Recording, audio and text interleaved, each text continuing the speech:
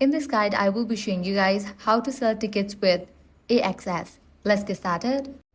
First, launch your AXS app or you can navigate to the website. Then provide your credentials and log into your account.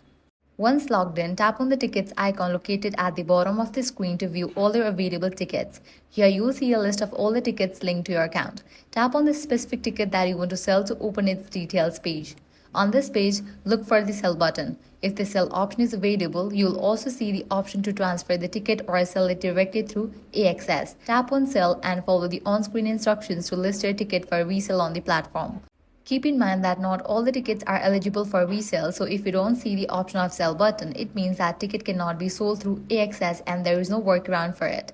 Once you complete these steps, your ticket will be listed for sale on AXS. That's it. If this guide helped you out, do not forget to like, share and subscribe.